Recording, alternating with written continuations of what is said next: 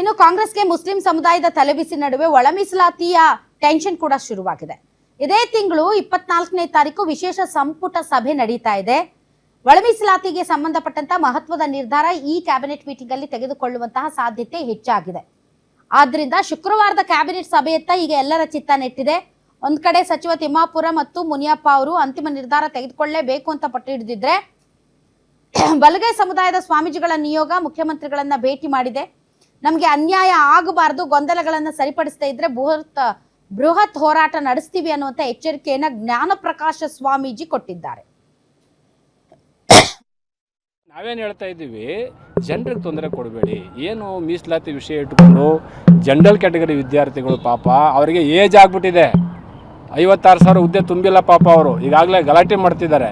ಸರ್ಕಾರ ನೀವು ಅದಕ್ಕೆ ಕಾರಣರಾಗಬೇಡಿ, ಹಳೆ ಮೀಸಲಾತಿನೇ ಜಾರಿ ಮಾಡಿ. ಒಳ ಮೀಸಲಾತಿ ಕಂಪ್ಲೀಟ್ ಎಲ್ಲ ಡಿಸ್ಕಷನ್ ಆಗಲಿ, ಎಲ್ಲ ಅಂಕಿಅಂಶಗಳು ಸರಿಯಾಗಿ ಬರಲಿ, ಎಲ್ರಿಗೂ ಅನ್ಯಾಯ ಆಗೋ ರೀತಿಯಲ್ಲಿ ಚರ್ಚೆ ಮಾಡಿ ಆಮೇಲೆ ಮಾಡಿರಿ. ಸದ್ಯಕ್ಕೆ ಹಳೆ ಮೀಸಲಾತಿ ಜಾರಿ ಮಾಡಿ ಅಂತ ಡಿಮ್ಯಾಂಡ್ ಮಾಡ್ತೀವಿ ನಾವು. ಅವ್ರೇನು ಹೇಳ್ತಾರೆ, ಇಲ್ಲ ತೊಂದರೆ ಆಗ್ಬಿಡುತ್ತೆ, 5-3 4-1 ಮಾಡಿಬಿಡ್ತೀನಿ ಅಂದರೆ ಅದೇನು ಗುಡ್ಡೆಗಳ ಮಣ್ಣುಗುಡ್ಡೆಗಳ? ಸದ್ಯಕ್ಕೆ ಬೇಡ. ಯಾಕೆಂದರೆ ಅಲ್ಲೇನಾಗಿದೆ, ಅಲೆಮಾರಿಗಳಿಗೆ ಸಮಸ್ಯೆ ಇದೆ, ಕೋರ್ಟ್ಗೆ ಹೋಗಿದ್ದಾರೆ, 4 ಪಿಟಿಷನ್ಸ್ ಇದೆ, ಮತ್ತು 56 ಮಾಡೋಂಗಿಲ್ಲ, ಸುಪ್ರೀಂ ಕೋರ್ಟ್ ಆರ್ಡರ್ ಇದೆ.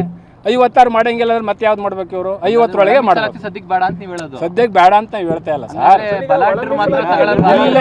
ಇಲ್ಲ. ಒಳ ಮೀಸಲಾತಿನ ಯಾವುದೇ ಕಾರಣಕ್ಕೂ ನಾವು ಬೇಡ ಅಂತ ಎಲ್ಲೂ ಹೇಳಿಲ್ಲ ಸರ್. ಯಾಕೆ ಅಂತ ಅಂದರೆ, ನೀವು ಮಾಡಿರತಕ್ಕಂಥ ಜನಸಂಖ್ಯೆಗಳ ಏನು A-B-C ಮಾಡಿದಿರಲ್ಲ, ಅಲ್ಲಿ ಸ್ವಲ್ಪ ತೊಂದರೆ ಆಗಿದೆ.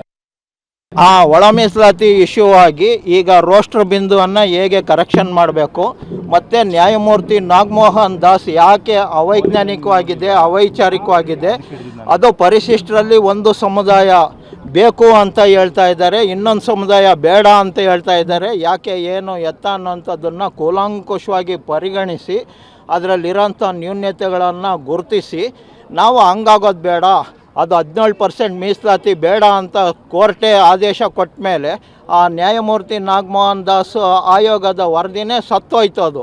ಹಾಗಾಗಿ ಈಗ ಹೊಸ್ದಾಗಿ ಏನು ಮಾಡಬೇಕು ಅನ್ನೋ ಅಂಥದ್ದನ್ನು ನಾವು ಮುಖ್ಯಮಂತ್ರಿಗಳಿಗೆ ಸಲಹೆಯನ್ನು ಕೊಟ್ಟಿದ್ದೀವಿ. ಅವರು ಆ ಪ್ರಕಾರ ಮಾಡೋದಕ್ಕೆ ಒಪ್ಕೊಂಡಿದ್ದಾರೆ.